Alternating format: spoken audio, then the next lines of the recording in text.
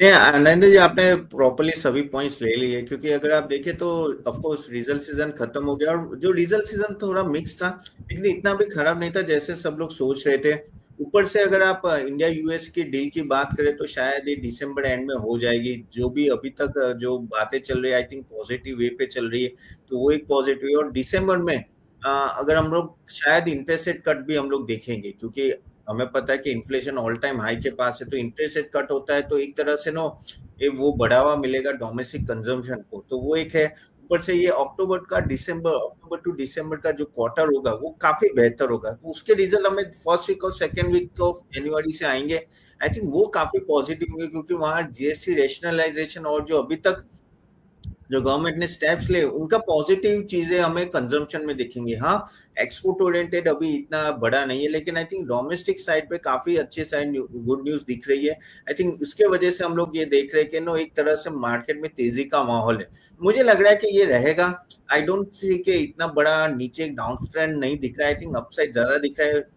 लग रहा है कि जैसे जनवरी टू जून जो नेक्स्ट ईयर का फर्स्ट हाफ होगा वो काफी बेहतर होगा कंपेरेटिव।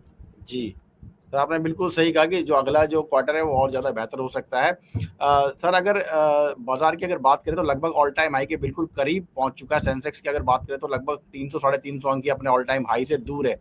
अभी पिछले कुछ महीनों से यही लग रहा था कि बाजार में एक दिन तेजी थी तो 4 दिन गिरावट थी, अगर 3 दिन तेजी बन रही तो फिर दोबारा गिरावट है। तो ये जो चूहे बिल्ली का खेल लगातार बाजार में जारी था। लगभग बाजार एक ही जो है 80 से 85 हज़ार के आसपास के दायरे के अंदर सेंसेक्स घूम रहा था। तो क्या आपको लग रहा है कि इस बार जो जो बाजार है वो अपने इस ऑल टाइम हाई के रिकॉर्ड को तोड़ देगा और इसे तोड़कर आगे निकल जाएगा? नहीं लग जैसे मैंने बोला कि जो हमने पॉजिटिव पॉइंट्स की बात करें उसके वजह से यहाँ से तो ऑल टाइम हाई टूटना चाहिए। और आई थिंक अगर ये क्वार्टरली रिजल्ट अच्छा आ गया अक्टूबर टू दिसंबर, तो आप बाद में एफआई जो अभी तक आ नहीं रहे, एफआई की भी अगर जो बाइंग आ जाती है फर्स्ट हाफ में, तो आई थिंक आप मार्केट को और ऊपर देख सकते हैं। अभी थोड़ा अभी क्या है कि बॉटल नेक है, एक टाइप का नो हाई टच कर हाई के पास आके वो नीचे आ जाते हैं, लेकिन I am very much sure I think first half ज्यादा अच्छा होगा, और वो ट्रेड डील साइन हो जाए ना तो एक बड़ी मुसीबत जो मार्केट को लग रही है वो टल जाएगी। और जो एक्सपोर्ट ओरिएंटेड जो भी सेक्टर है उनमें थोड़ा अगर आप देखो 3-4 महीने के वजह से पीएनएल हिट होगा, क्योंकि ये जो टैरिफ लगा है आई थिंक वो भी रैशनलाइजेशन आप 1-2 क्वार्टर में देखेंगे। तो यस, इसलिए मुझे लग रहा है कि maybe December January onwards I think things will be much much better. जी, सर हम अपने जो है कुछ स्टॉक्स तो चलाएँगे, इसके अलावा हम जो हमारे दर्शक हैं उनके सवाल भी हम बीच-बीच में लेते रहेंगे। कई दर्शक हमें लगातार सवाल भेज रहे हैं। हम सवाल पहले ले लेते हैं। ये प्राइम मेंबर है हमारे। ये पूछ रहे हैं कि नायका में आज गिरावट की क्या वजह रही? देखो नायका का एग्जैक्ट मुझे मालूम नहीं है कि क्या है, क्योंकि ये नायका ऑलरेडी बहुत चल गया था और अच्छा खासा चला है। आप देखिए तो ऑलमोस्ट 264, और ये एक तरह से अच्छा रिजल्ट भी देते आया है काफी टाइम से क्वार्टरली। और मैं अभी भी पॉजिटिव हूँ। नायका एक ऐसा स्टॉक है जो आप देखे तो कंसिस्टेंटली ग्रो कर रहा है, और उनके जो आगे जाके जो आउटलेट्स ओपन वाले हैं उनके खुद की ब्रांड पे भी वो लोग काम कर रहे हैं जहां मार्जिन एक्सपेंशन हो सके। तो फंडामेंटली मुझे ये स्टॉक अच्छा लग रहा है। जी, और आगे जाके ई कॉमर्स, और हमें भी पता है कि नो पिक डिलीवरी के थ्रू अभी कॉस्मेटिक्स भी जा रहे हैं एंड ऑल दैट, तो लग रहा है कि ये स्टॉक और परफॉर्म कर रहा है। तो अगर यहाँ रिटेल में अगर आप बात करें तो नाइका एक वन ऑफ माय टेक है। तो ठीक है, आज थोड़ी प्रॉफिट बुकिंग हुई होगी, लेकिन ओवरऑल मुझे ये सेंटीमेंट पॉजिटिव है। आई थिंक इसमें अगर नीचे आता है तो ये ले सकते हैं लॉन्ग टर्म के लिए। जी, नीचे आ सकता है तो ले सकता हूँ। नीचे आने के सर अगर खरीदारी के क्या इसके लेवल्स होंगे? अ, मैं यहाँ से 10% बोलूंगा, तो अराउंड 240-245 के आसपास। जी। तो अगला जो सवाल है वो नैन्सी जी का है, ये हमारी प्राइम मेंबर है। इन्होंने पूछा है कि पारस डिफेंस करंट लेवल पर कैसा लग रहा है और शॉर्ट टर्म, इसके अलावा short term targets NMDC steel के ही पूछ रही हैं। देखो पारस डिफेंस में अगर आप देखें प्रॉब्लम वही है कि ये स्टॉक पे एक्सपेक्टेशन बहुत होता है लेकिन उस तरह से परफॉर्म नहीं कर रहा है। और रिकवरी अभी कुछ टाइम से आई है वापस थोड़ी, लेकिन अभी भी पीएनएल में इतना एग्जीक्यूशन में प्रॉब्लम दिख रहा है मेरे को। आई थिंक लेकिन ये स्टॉक आप यहाँ पे रख सकते, क्योंकि आगे जाके इनको कॉन्ट्रैक्ट्स भी बड़े बड़े मिल रहे हैं, एंड नो इनका मार्जिन बहुत अच्छा है। तो यस, आई थिंक इस लेवल पे तो आप होल्ड ही कीजिए। और नो अगर 700 के नीचे आता है या 680 तो आप और ऐड कर सकते हो। दूसरा सर कौन सा स्टॉक था, एनएमडीसी? एनएमडीसी स्टील, हाँ एनएमडीसी एनएमडीसी। स्टील। हाँ एनएमडीसी स्टील ये बहुत गिर रहा था, वापस ऊपर आ रहा है। लेकिन देखिए ये बहुत ही कह सकते हैं ना कि वॉलेटाइल स्टॉक है, और मेटल स्टॉक्स में आपको भी पता है ना वॉलेटिलिटी रहेगी।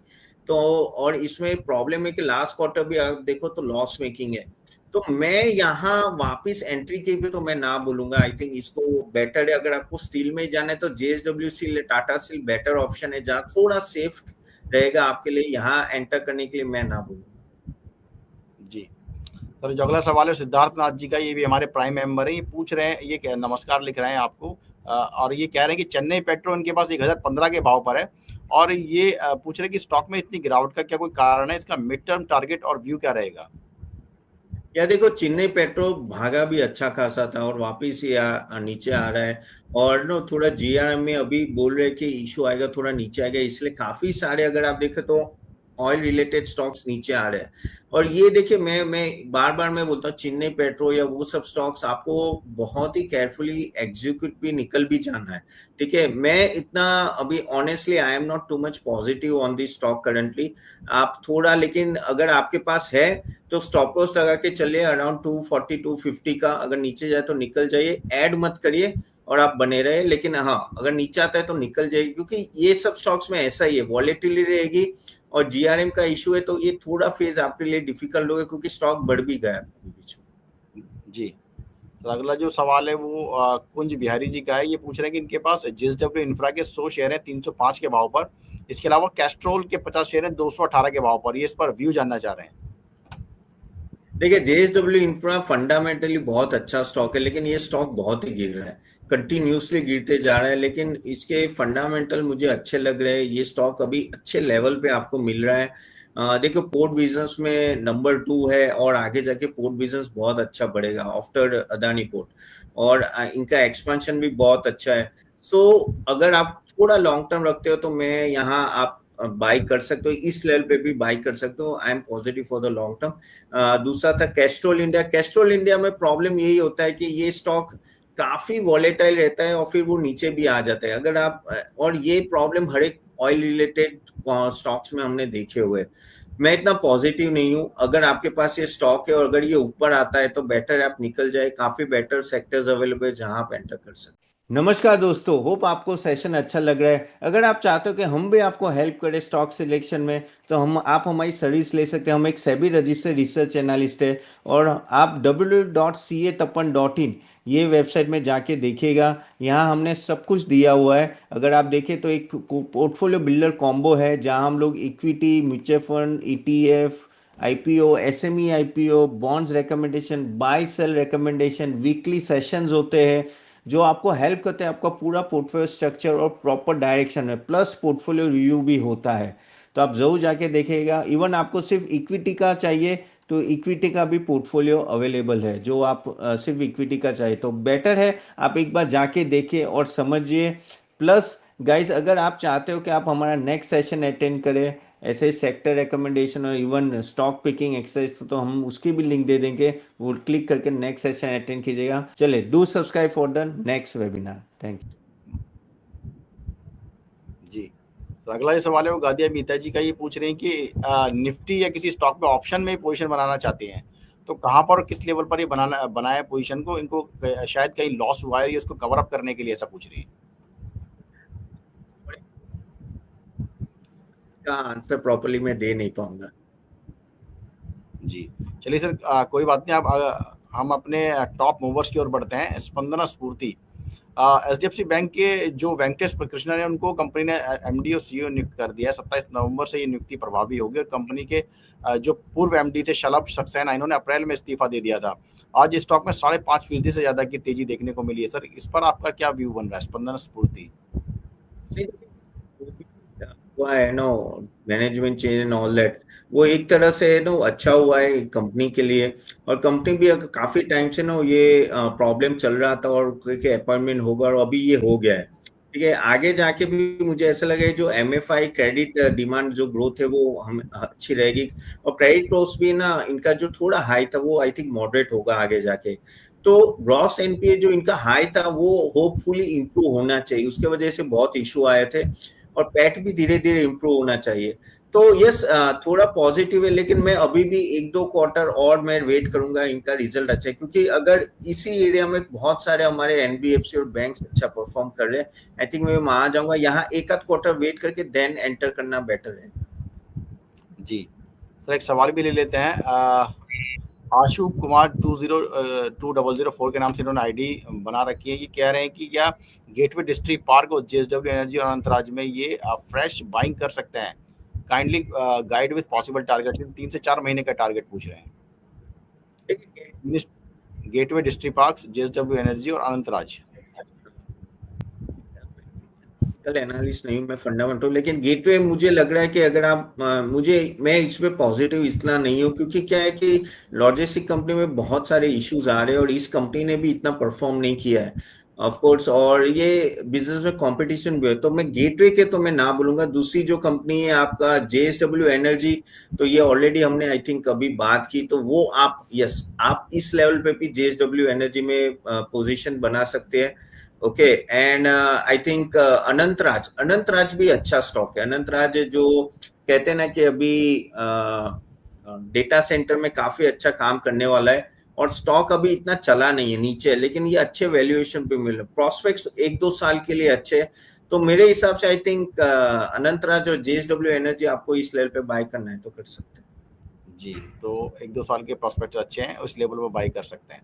ठीक है सर, अगला जो स्टॉक है एलजी इलेक्ट्रॉनिक्स है। इस स्टॉक में शेयर में आज 2% की करीब तेजी देखने को मिली। इसकी तेजी की वजह थी कि जेफरीज ने इस पे जो खरीदारी की सलाह दी और टारगेट जो 1980 रुपए का दिया है। इसके अलावा अगर बात करें तो एफवाई 26 और 26-28 में कंपनी की बिक्री में 13% की दर से बढ़ेगी, ये जेफरीज ने कहा है। तो सर क्या आपको एलजी का आउटलुक क्या लग रहा है? या देखो, एलजी ऑफ कोर्स आईपीओ आया था, तो देखो स्टॉक सस्ता नहीं है, स्टॉक्स ऑलरेडी काफी अच्छे वैल्यूएशन पे खड़ा है। इलेक्ट्रॉनिक्स बिजनेस आपका 54 के पी पे खड़ा है, तो मेरे को लग रहा है कि ये नो परफेक्ट वैल्यूएशन है, और इस लेवल पे मैं ना बोलूंगा। मुझे लग रहा है कि थोड़ा नीचे आता है ना, देन वन शुड एंटर, तो आपको सेफ मार्जिन और सेफ्टी रहेगी। आई थिंक इस लेवल पे एंटर करना थोड़ा मुझे वैल्यूएशन वाइज ज्यादा लग रहा है, तो मैं थोड़ा 10-15% नीचे आता है फिर इसमें एंटर करे तो अच्छा है। कंपनी अच्छी है, लेकिन यहाँ वैल्यूएशन मुझे हाई लग रहा है। जी, अगले स्टॉक की अगर बात करें तो algae equipments. SBI mutual fund ने 100 करोड़ रुपए के शेयर खरीदे हैं। इसके अलावा 20.62 लाख शेयर 483 रुपए के भाव पर खरीदे गए हैं। तो इसमें भी सर अच्छा खासा मूवमेंट देखने को मिला है। एलगी इक्विपमेंट्स का आपको आगे फ्यूचर क्या लग रहा है? देखो, ये एयर कॉम्प्रेसर और उसमें नो आगे है, और ऑफ कोर्स नो उनका जो आप देखें तो लुब्रिकेंट ऑयल और उसमें सब में भी बिजनेस, खास करके एयर कॉम्प्रेसर में। अभी इनका प्रॉब्लम यही एक ही था कि वॉलिटिलिटी काफी है प्रॉफिटेबिलिटी में, लेकिन अभी आई थिंक धीरे धीरे स्टेडी हो रहा है। और ये स्टॉक अगर मैं देखूं तो ऑलरेडी ये स्टॉक अच्छा खासा नीचे आया है, तो यस, ये एक स्टॉक है जो आप इस लेवल पे भी मुझे डिसेंट लग रहा है, इतना महंगा नहीं है, तो प्लीज आप इस पे भी आप होल्ड कर सकते हो, या तो धीरे धीरे पोजीशन बना सकते हैं।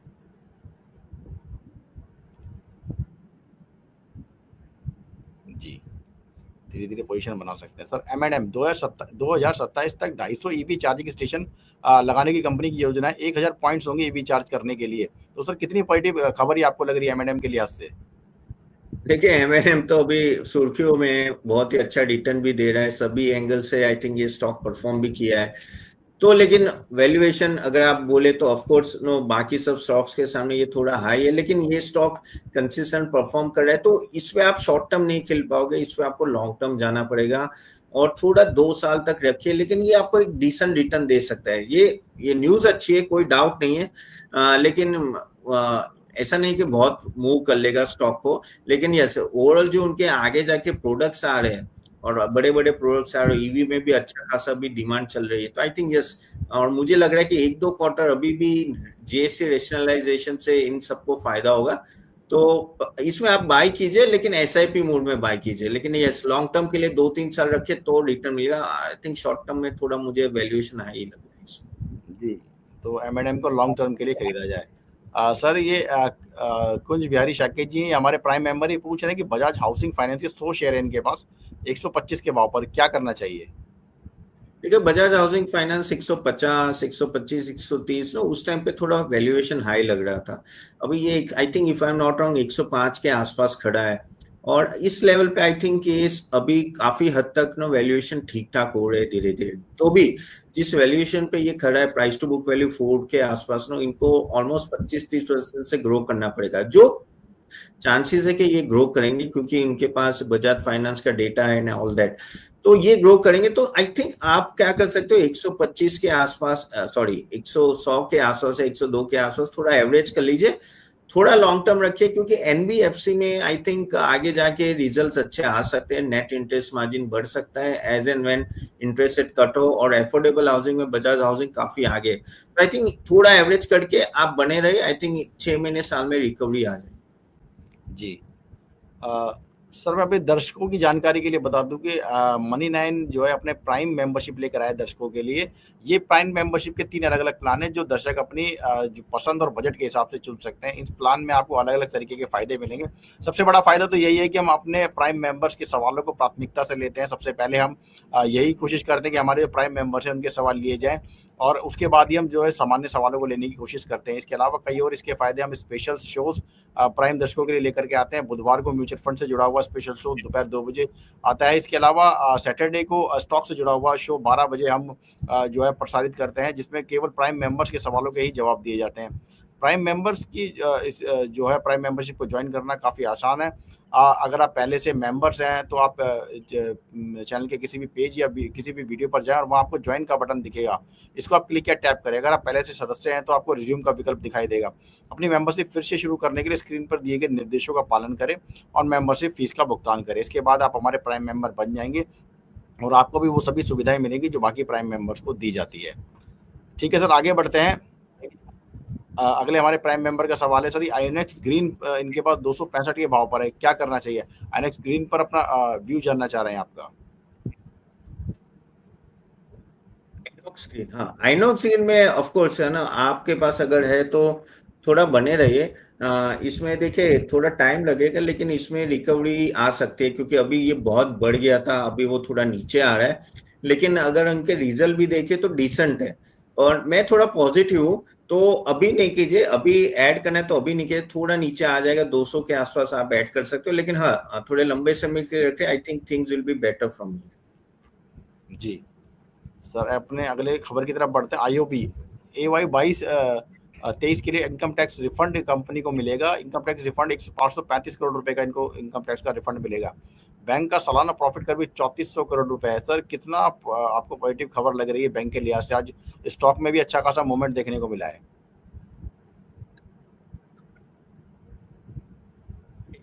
देखिए ये स्टॉक ऑफ कोर्स ना अपने टॉप से तो काफी डाउन है, लेकिन जो भी पीएसयू बैंक से आगे जाके परफॉर्म अच्छा करेंगे ऐसा लग रहा है, क्रेडिट ग्रोथ अच्छा रहेगा। और ये स्टॉक भी अगर मैं देखूं तो no over the time no धीरे धीरे रिकवरी भी अच्छा है, तो 100% बने रहिए। आई थिंक ये न्यूज भी पॉजिटिव है, और इस लेवल पे भी अगर आपको थोड़ा बाय करना है तो कर सकते हैं। आई थिंक आगे जाके रिकवरी अच्छी हो सकती है। जी सर, अगले स्टॉक की ओर बढ़ते हैं।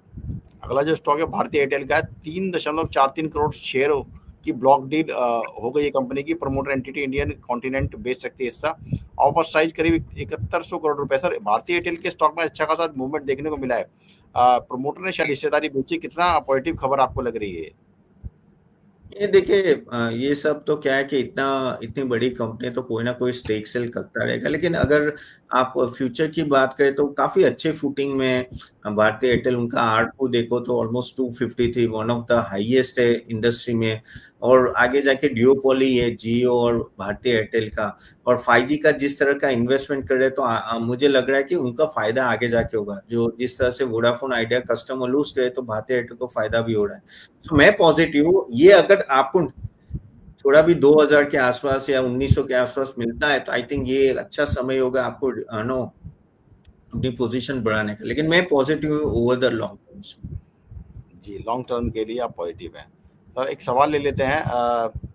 ये एलिस 30265 के नाम से इन्होंने आईडी बनाई हुई। टाटा स्टील उन्होंने 176 रुपए के भाव पर बाय किया हुआ है। तो सर ये पूछ रहे हैं कि 3 महीने में इनका प्राइस क्या इन्हें वापस मिल जाएगा? ये देखो टाटा स्टील ऑफ कोर्स ना अभी भी थोड़ा पॉजिटिव है, क्योंकि जो मेटल इंडस्ट्री का अभी भी पॉजिटिव स्टांस दिख रहा है, लेकिन जैसे साइक्लिकल है तो आपको थोड़ा केयरफुल रहना चाहिए। यहाँ 160 का स्टॉप लॉस लगा देना आप, लेकिन मार्जिन एक्सपेंशन होना चाहिए और एक आध क्वार्टर बाद में शायद ये नीचे आए तो। लेकिन क्या होता है कि काफी टाइम रिवर्सल पहले ही आ जाता है, तो मेरा वो लग रहा है 176 भाव तो आ जाएगा। लेकिन आपको थोड़ा ये ऑलरेडी स्टॉक बढ़ चुका है तो आप थोड़ा ध्यान से इसमें करना है, स्टॉप लॉस के साथ चले। लेकिन एक आध क्वार्टर 2-3 महीने और अच्छे जा सकते हैं, बाद में we have to again rethink कैसी मेटल इंडस्ट्री चल रही है साइकिल, उसके हिसाब से we have to take a position. जी सर, अगले स्टॉक की तरफ बढ़ते हैं। एनसीसी, असम सरकार से 2063 करोड़ का ऑर्डर मिला है कंपनी को। गुवाहाटी मेडिकल कॉलेज और हॉस्पिटल के विस्तार से जुड़ा हुआ ये ऑर्डर है। सर कितनी पॉजिटिव खबर लग रही है, क्या लग रहा है एनसीसी के स्टॉक में आज अच्छी खासी आगे बढ़त देखने को मिल सकती है? यार देखो, एनसीसी के पास ऑर्डर बुक की कोई कमी नहीं थी, पहले से ऑर्डर बुक तो बहुत अच्छे है, तो वो कमी नहीं है। तो प्रॉब्लम है कि इनका एग्जीक्यूशन उस तरह से नहीं आ रहा है। आप देखिए तो ओवर द टाइम यही देखो, लास्ट टाइम भी प्रॉफिटेबिलिटी नहीं आई। और तो इन इन सब की गवर्नमेंट थोड़ा, इन सब कंपनियों में प्रॉब्लम यही होती है कि ना एग्जीक्यूशन का बड़ा इशू है। तो मुझे अभी भी इसमें यही डर लग रहा है। तो आपको अगर इसमें पोजीशन में थोड़ा वेट कर लीजिए, जल्दी मत कीजिए। आई थिंक करना है तो एसआईपी मोड में कीजिए, क्योंकि मुझे अभी भी थोड़ा एग्जीक्यूशन में प्रॉब्लम लग रहा है। एक आध क्वार्टर वेट करना है तो कर सकते हैं, या तो आप ऑन द डिप बाय कीजिए, लेकिन इस लेवल पे पूरा इन्वेस्टमेंट करके कोई फायदा नहीं। जी, इस लेवल पर इन्वेस्टमेंट ना करें। सर आज टाटा मोटर्स से भी जुड़ी खबर है। 11.49 लाख की शुरुआती कीमत पर सियरा कंपनी ने लॉन्च कर दिए। एमडी शैलेश चंद्रा का बड़ा बयान है, एसयूवी मार्केट में 20 से 25% तक बढ़त बनाने का कंपनी का इरादा है। तो सर क्या ये जो नया मॉडल टाटा ने पेश किया है, क्या टाटा के स्टॉक की हालत सुधार देगा ये? देखिए, मॉडल तो अच्छा है, प्राइसिंग भी बहुत अच्छी है। अगर आप डोमेस्टिक फ्रंट में देखें तो सेल्स भी बहुत अच्छी है। प्रॉब्लम कहाँ आ रही है कि जो इनकी यूके की सब्सिडरी है जेगुआर लैंड रोवर, वहां प्रॉब्लम आ रही है। वो जो बेसिकली जो साइबर क्राइम का अटैक हुआ था, उसके वजह से क्या हुआ है कि वहां एक बड़ा लॉस दिख रहा है, उसके वजह से ये सब ढक जा रहा है। अभी प्रॉब्लम ये है कि आगे जाके हमें पता नहीं कि वो लॉस कितना बड़ा है, इसलिए यहाँ कॉशियस रहने की जरूरत है आपको। मुझे ऐसा लग रहा है कि वो जो पेन है ना, अभी भी एक आध क्वार्टर रहेगा। तो इस लेवल पे बाय मत क्या। मुझे यहाँ से ऑनेस्टली, यहाँ से अच्छा टाटा मोटर कमर्शियल व्हीकल अच्छा रहेगा, वहां ये सब प्रॉब्लम नहीं है। सो इसलिए मैं अभी भी यहाँ से थोड़ा दूर रहूंगा, क्योंकि वो उनकी सब्सिडी में बड़ा लॉस बोल रहा है, और मैं कमर्शियल व्हीकल पे ज्यादा फोकस करूंगा। जी सर, अगली जो खबर है वो है जाइडस लाइफ साइंसेज पर। दवा वेरापोमिल ईआर टैबलेट्स के लिए से मंजूरी मिल गई है, यूएस एफडीए से मंजूरी मिली है। ये ब्लड प्रेशर कम करने की दवाई है। ब्लड प्रेशर के कम होने, काफ़ी बड़ा बाजार है इंडिया के अंदर ब्लड प्रेशर से जुड़े हुए। काफ़ी जो है, काफ़ी संख्या में इस तरह की दवाई की बिक्री होती है। तो सर कितना पॉजिटिव आपको लग रही है खबर ये? पॉजिटिव तो है, लेकिन काफी सारे इनके कॉम्पिटिटर्स भी इस दवाई में हैं, तो उसमें कोई डाउट नहीं है। लेकिन स्टॉक, क्योंकि ये स्टॉक ऑलरेडी काफी हद तक 30% जितना नीचे आया है और कंपनी अच्छी है, तो यस इस लेवल पे ना आप धीरे धीरे पोजीशन बना सकते हो। मुझे लग रहा है कि नेक्स्ट फ्यू क्वार्टर्स इस कंपनी के लिए अच्छे रहेंगे और मे बी अर्निंग अपग्रेड होगा। तो यस, इस लेवल पे आई थिंक थोड़ी बना सकते हैं, और थोड़ा नीचे तो और भी ऐड कर सकते हैं इसमें। जी, नीचे आने पर थोड़ा ऐड कर सकते हैं। सर ये सवाल ले रहे हैं अगला, आशु कुमार जी हैं, ये कह रहे हैं कि big fan of Tapan sir, LTTS या केपीआईटी टैग, इसमें मिड टर्म में से दोनों में से किस में इन्वेस्ट इन्हें करना चाहिए? एलटीटीएस और कौन सा बोला? केपीआईटी। देखो यार, दोनों शेयर में प्रॉब्लम है, उसमें कोई डाउट नहीं है, क्योंकि आईटी शेयर ही ओवरऑल, आप लोग अगर मेरे को फॉलो करें तो मैं काफी टाइम से बोल रहा हूँ कि आईटी शेयर में रियली में बड़े प्रॉब्लम है। और एलटीडीएस में भी आप देखें तो अर्निंग का कोई अपग्रेड इतना आ नहीं रहा है, और गाइडेंस भी इतनी खास नहीं है। और पिछले 3 साल में क्या रिटर्न दिया है? 3% CAGR रिटर्न दिया है। और मुझे अभी भी यहाँ थोड़ा प्रॉब्लम लग रहा है एलटीटीएस में। तो एलटीटीएस मेरे हिसाब से नो, आप आई थिंक थोड़ा दूर ही रहिए। और केपीआईटी की बात करूं तो केपीआईटी तो भी कंपैरेटिवली अच्छा है अब, लेकिन केपीआईटी में भी अगर वैल्यूएशन देखूं तो वो भी धीरे धीरे नीचे है, लेकिन ये टाइम लगेगा रिकवरी आने में। इस स्टॉक में भी काफी टाइम लगेगा आपकी रिकवरी आने में, बहुत पेशेंस रखना पड़ेगा। और क्योंकि क्या है कि अगर पूरा आईटी सेक्टर नीचे जाएगा तो ये भी सेक्टर में इश्यू रहेगा। तो अगर जाना है तो मैंने पहले भी बोला कि आज कोफोर्ज या पर्सिसन बेटर ऑप्शन होते हैं कंपेयर टू केपीवी। जी। सर अगला जो सवाल है वो ध्रुव ध्रुव जी का ये पूछ रहे हैं कि पीपीएल फार्मा और सागर सीमेंट में लॉन्ग टर्म के लिए यदि एंट्री लेना चाहते हैं तो कब इन्हें एंट्री करनी चाहिए स्टॉक्स में? पीरामल फार्मा ना, पीरामल जी। फार्मा की बात करें तो यस, ये स्टॉक बहुत ही नीचे आ रहा है। ओके, और अगर आप देखें तो ऑलरेडी ये स्टॉक नो 40% गिर गया है क्योंकि इसका लॉस बढ़ता जा रहा है। तो मैं यहाँ अभी भी, अगर आप प्रॉफिटेबली देखें नहीं सुधर रही है, तो यहाँ मैं एंट्री की राय नहीं दूंगा आपको। तो इसमें एंटर ना करे तो ही अच्छा है। सागर सीमेंट, सागर सीमेंट की बात करें तो just a minute, Sagar cement में भी अगर आप देखें तो वो भी उसका इशू है कि ये पिछले क्वार्टर से वापस ये लॉस, अच्छा खासा लॉस है, वो भी नीचे जा रहे हैं। देखिए, आपको लगता है कि हम लोग बॉटम फिशिंग करते हैं, लेकिन बॉटम फिशिंग करने में कभी कभी स्टॉक और नीचे चला जाता है। स्टेबल होने दीजिए। देखिए, 5-10% कम मिलेगा, लेकिन अगर क्वार्टरली रिजल्ट सही आया तो आपके लिए सेफ रहेगा इन्वेस्ट करने। ये दोनों स्टॉक में बहुत रिस्क है, तो मैं नहीं चाहूंगा कि आप इतना रिस्क ले। एट द एंड आपकी मर्जी है। जी। सर आज बाजार में अच्छी खासी तेजी रही है। जेएसडब्ल्यू स्टील के अंदर आज निफ्टी का टॉप गेनर ये जेएसडब्ल्यू स्टील रहा है। इस पर आपका क्या आउटलुक रहेगा? कोई अगर इसमें इन्वेस्ट करना चाहे तो क्या मौजूदा लेवल्स पर इसमें खरीदारी की जा सकती है या इंतजार करना चाहिए? रहा है क्योंकि आप देखें तो क्वार्टर ऑन क्वार्टर भी देखें तो इसने काफी अच्छी तरह से मार्जिन इंप्रूवमेंट हो रहे हैं, जो स्टील इंडस्ट्री मैंने पहले बताया था। और ऑपरेशंस वाइज देखे और हर तरह पैरामीटर्स में ना JSW steel is performing over the time. तो यस, ये स्टॉक अच्छा है। अगर ये थोड़ा नीचे आता है फिर लीजिए, लेकिन जैसे मैंने बताया कि आपको मेटल साइकिल देखनी पड़ेगी कि भाई मेटल साइकिल कहाँ तक है। अगर वो रिवर्स होती है तो इसको भी प्रॉब्लम होगा। तो मेटल साइकिल मुझे लग रहा है कि एक आध क्वार्टर में पिकअप हो जाएगी, यानी फिर वो नीचे आ सकती है। तो थोड़ा कॉशियस रह के इन्वेस्ट कीजिए, इस लेवल पे छोड़ दीजिए। बाकी बहुत सारे हमने बैंक्स डिस्कस किए, एनबीएफसी है, डिफेंस, बहुत सारे अदर सेक्टर, वहां एंटर कीजिए। वहां मुझे सेफ दिख रहा है। अर्निंग सीजन का ज्यादा आगे जाके बढ़ावा हो सकता है। जी। सर कुछ सवाल भी ले लेते हैं। प्रवीण जी आईओबी पर पूछ रहे हैं सवाल। आईओबी पर हम बात कर चुके हैं। अगर आप रिवाइंड करके देखेंगे तो आईओबी पर आपको तपन सर का व्यू मिल जाएगा। इसके अलावा प्रवीण जी पूछ रहे हैं कि हेलो तपन सर, एलटीएफ 189 पर बाय है, होल्ड करें या सेल करें? एलटीएफ देखो, एलटी फूड्स में अगर आप देखें तो जब से वो ये आया है, अपना ट्रेड सिचुएशन आई है इंडिया और यूएस के, तब से इस स्टॉक में भी अगर आप देखो नीचे गया है स्टॉक ने। अगर आप रिजल्ट भी देखो तो ठीक ठाक है, यानी इतना बड़ा भी नहीं है, लेकिन ठीक ठाक है। मुझे लग रहा है कि ये ट्रेड सिचुएशन थोड़ी ठीक होगी और आगे जाके काफी हद तक राइस का एक्सपोर्ट और वो सब इंप्रूव होगा। तो ये लेवल पे आप होल्ड कीजिए इसको।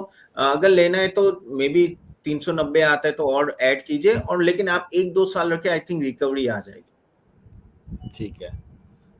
सर अगला सवाल ये जैन 818 जैन के इन्होंने शेयर खरीदे 915 के भाव पर। आपको कुछ समझ आ रहा है सर जैन से कौन सा स्टॉक हो सकता है? जैन जीईएन बोल रहे हैं? अब जीईएन तो पता नहीं है, मैं तो जैन हाँ, समझ गया। तो दर्शकों से जीईएन ये तो जेनेसिस कितने में लिए है उसने? 915 915। के 15 का भाव ये दिख रहे हैं। अगर तो जेन दर्शकों से ये टेक्नोलॉजी गुजारिश है का कि वो देखो, अपने स्टॉक का जो पूरा नाम लिखें ताकि हमें भी और गेस्ट को भी समझने में आसानी हो, एक्सपर्ट भी समझ पाए कि आपने किस में खरीदारी की है, ताकि उनको राय देनी आसान हो। तो मैं अपने लगभग सभी प्राइम मेंबर्स के मैं सवाल ले चुका हूँ। अब हम जो है शो को वाइंड अप करने की ओर आगे बढ़ेंगे। सर आपका कोई डिस्क्लेमर रहेगा?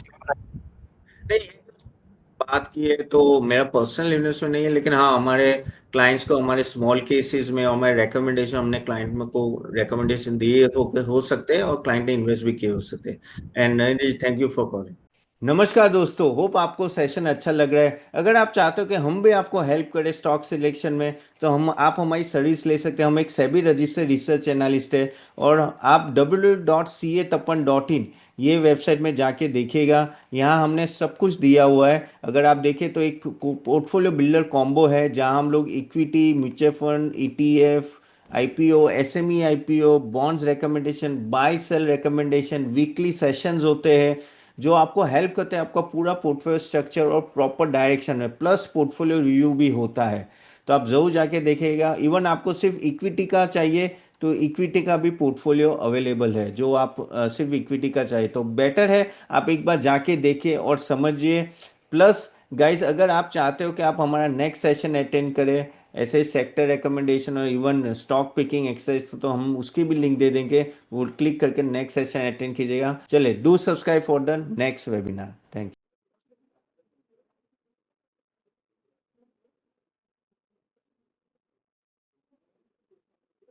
Investment in market securities is subject to market risk. Read all the documents carefully before investing.